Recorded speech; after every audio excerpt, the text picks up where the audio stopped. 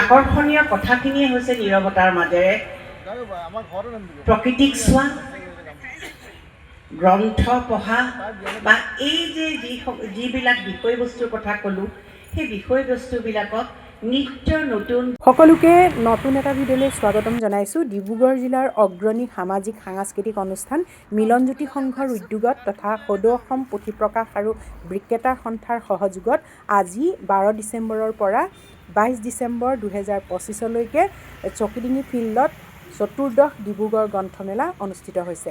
আজি আমি সেয়া উদ্বোধনী অনুষ্ঠানলৈ আহিছোঁ। এয়া মূলদ্বাৰ এইফালেদি সোমাইছোঁ। ইমান ধুনীয়াকৈ কিতাপেৰে তোৰণখন সজাইছে আৰু আমি এতিয়া এয়া ভিতৰলৈ সোমাই আহিছোঁ। এয়া এইফালে সদায় চকিডিঙি খেলপথাৰত খেল এখন হৈয়ে থাকে।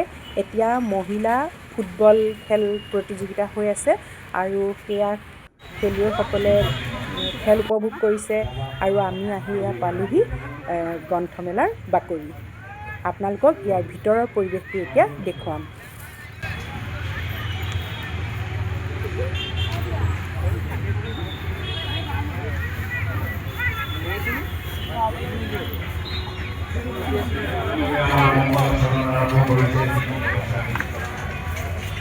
সোমাই আমি এয়া অসমৰ সংগীত জগতৰ উজ্জ্বল নক্ষত্ৰস্বৰূপ জুবিন গাৰ্গৰ ফটোখনত সেৱা এটা জনাই তাৰপাছত ভিতৰলৈ সোমাই গ'লোঁ আৰু অনুষ্ঠান ইতিমধ্যে আৰম্ভ হৈছে। শ্ৰীমদ্ ভগৱদ গীতা তৃতীয় অধ্যায়ः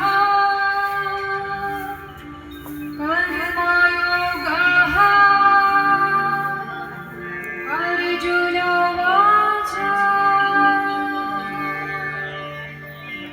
জ্ঞায়সি চ কর্মণস্তে মাতা বিদ্ধি জনার্দন তৎ কিং কর্মাণি ঘুরে মাম নিয়োজয়সি কেশব ইয়ামি শ্রেণেন বাক্যেন বুদ্ধিম মোহয়সি মমে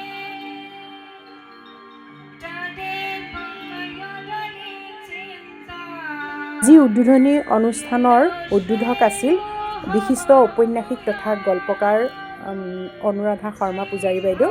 বিশিষ্ট অতিথি হিচাপে আছিলে ডক্টৰ জিতেন হাজৰিকা উপাচাৰ্য ডিব্ৰুগড় বিশ্ববিদ্যালয়। সন্মানীয় অতিথি হিচাপে আছিলে প্ৰশান্ত ফুকন মাননীয় মন্ত্ৰী অসম চৰকাৰ। লগতে আছিল ডক্টৰ সৈকত পাত্ৰ আৰু বহুতো কবি সাহিত্যিক। আৰু আমি খুব ধুনীয়াকৈ তেখেতসকলৰ বক্তব্য শুনিলোঁ। খুব ভাল লাগিলে সন্ধিয়াটো বিশেষ তেখেতসকলৰ অনুষ্ঠান সান্নিধ্য পাই। প্ৰথম মুকলি সভাৰ উদ্বোধনী মঞ্চ, এই মঞ্চখনত উপবিষ্ট হৈ থকা মূল উদ্যোক্তা মিলনজ্যোতি সংঘৰ অধ্যক্ষ কমল গগৈ ডাঙৰীয়া। এই যে ক'লে ছবি অঁকাৰ কথা, বহুত আগতে আঁকিছিলোঁ, আজিকালি সেইটো গোটেইটো ট্ৰান্সফৰ্ম হৈ গৈছে। মোৰ নিজৰ বাতৰি কাকত বা আলোচনীলৈ সেইটো পৰিৱৰ্তন হৈছে। তাত থকা লেআউট এইবিলাক চাওঁ, আজিকালি বেলেগ হৈ গৈছে। এসময়ত গান গাইছিলোঁ, কিন্তু এতিয়া মোৰ গানৰ একোৱেই নাই, সুৰ মানে বেসুৰা হৈ গৈছে। তথাপিতো দিনে ৰাতিয়ে মই গান শুনো। সেইখন নিজা জগত মোৰ আছে, তাত মই নীৰৱতাৰে সৈতে মই বিচৰণ কৰি ভাল পাওঁ। এইবাৰৰ চতুৰ্দশ ডিব্ৰুগড় গ্ৰন্থমেলাৰ আটক ধুনীয়া এখন স্মৃতি গ্ৰন্থ আমি তেখেতৰ কৰ কৰ্মলৰে আমি উন্মোচন কৰিবলৈ গৈছোঁ। এয়া মিলনজ্যোতি উন্মোচন হৈছে। এটি হাত চাপৰি আপোনালোকে যদি আমাৰ মিলনজ্যোতিক আদৰে।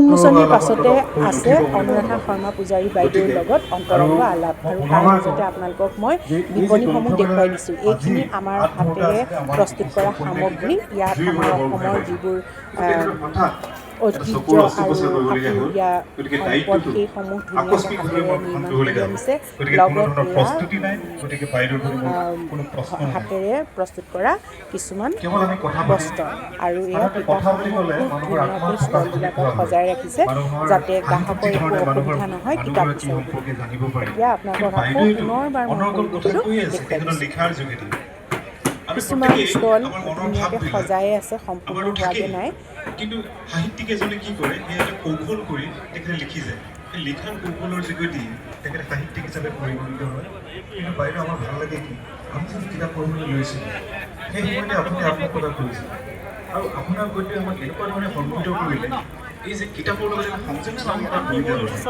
আৰু আপোনাৰ লেখাবিলাক আচলতে অলপ বেয়া কিন্তু বাইদেৱে যেতিয়া লিখিলে আমাৰ যদি নতুন প্ৰজন্ম এই নতুন বিশ্বায়নৰ যেতিয়া আমাক কঢ়িয়াই আনিছিলে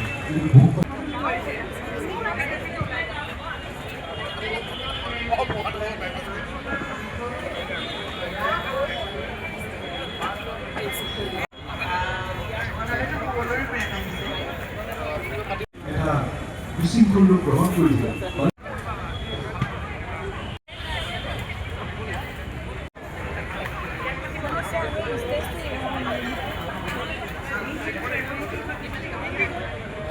কিতাপৰ লগতে আপোনালোকৰ মন পচন্দৰ ফুলবোৰো ক্ৰয় কৰিব পাৰিব আৰু এইফালে এইখিনি ধুনীয়াকৈ সজাই প্ৰেমৰ দিছে চিঠি আমাৰ পঢ়াৰ সৌভাগ্য হোৱা নাই সেই প্ৰেমৰ চিঠিখন পঢ়াৰ সৌভাগ্য কাৰ হৈছে এইখিনিতে আপোনালোকক জনাই থওঁ গ্ৰন্থমেলাৰ প্ৰতিদিনে 11 বজাৰ পৰা সন্ধিয়া 9 বজা পৰ্যন্ত খোলা থাকিব দেওবাৰ আৰু অন্যান্য চৰকাৰী বন্ধৰ দিনা পুৱা 10 বজাৰ পৰা সন্ধিয়া 9 বজা পৰ্যন্ত খোলা থাকিব শেষৰ মূল্য ছাত্ৰ ছাত্ৰীসকলৰ বাবে 5 টকা আৰু বাকী ব্যক্তিসকলৰ বাবে 10 টকা আহক কিতাপ কিনক পঢ়ক আৰু পঢ়ুৱাওক আজি ভিডিঅ'টো ইমানেই আছিল গ্ৰন্থমেলা বাতৰিৰ পৰা আপোনালোকক এই ভিডিঅ'টো আগবঢ়ালেও ভাল লাগিলে লাইক কমেণ্ট আৰু শ্বেয়াৰ কৰিব আপুনি যদি মোৰ ভিডিঅ' প্ৰথম চাইছে প্লিজ চেনেলটো ছাবস্ক্ৰাইব কৰিবলৈ নাপাহৰিব পুনৰ এটা নতুন ভিডিঅ'ত লগ পাম আজিলৈ সামৰোঁ